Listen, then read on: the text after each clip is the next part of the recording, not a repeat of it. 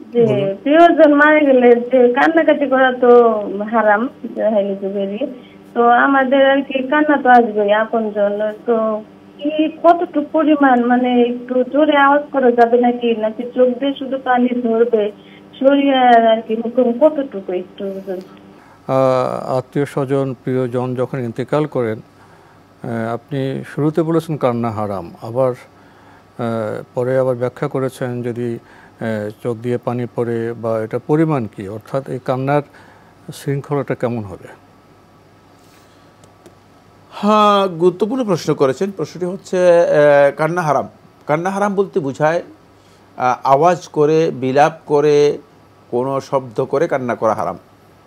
কিন্তু চোখ দিয়ে যদি কারো পানি গড়িয়ে পড়ে অথবা কারো বিলাপ নয়, এমনিতেই স্বাভাবিক কান্না যেটা। স্বাভাবিক কান্না অন্তর থেকে বেরিয়ে আসে, তাহলে এটা হারাম নয় বা নিষিদ্ধ নয়।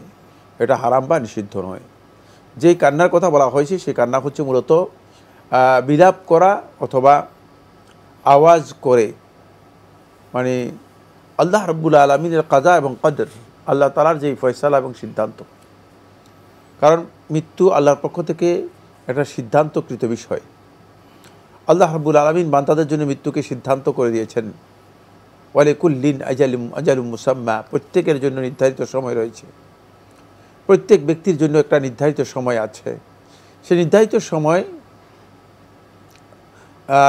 কেউ অতিক্রম করার ওয়াইজা জা আজালুহুম লা ইস্তাখিরুনা সাআতান ওয়া লা ইস্তাকদিমুন, যদি তাদের এই আজালটা এসে যায় তাহলে তাদের সামান্য মুহূর্ত পরিমাণ আগানোর এবং পেছানোর কোনো সুযোগ আল্লাহ তাআলা দেবেন না, সুযোগ নেই।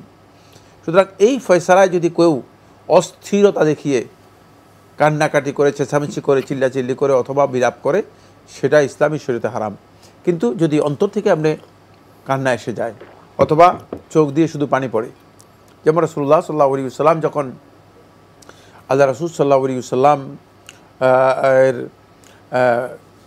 কন্যা এবং রাসূলুল্লাহ সাল্লাল্লাহু আলাইহি ওয়াসাল্লামের কন্যার মেয়ে যখন মারা গিয়েছে, রাসূলুল্লাহ সাল্লাল্লাহু আলাইহি ওয়াসাল্লাম তাকে যখন নিয়ে আসা হয়েছে তখন বলছেন ইন্না লিল্লাহি মা আতা ওয়া লাহু মা আখাযা ওয়া কুল্লু শাইইন ইনদাহু বিআজালিন মুসাম্মা, যে আল্লাহ তাআলা যাকে যা ইচ্ছা করেন তা তাকে দেন, আর যা ইচ্ছা করেন তা আল্লাহ তাআলা গ্রহণ করে নিয়ে যান।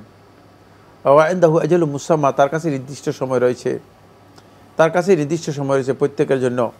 রাসূলুল্লাহ সাল্লাল্লাহু আলাইহি ওয়াসাল্লাম এই কথা বলতেছিলেন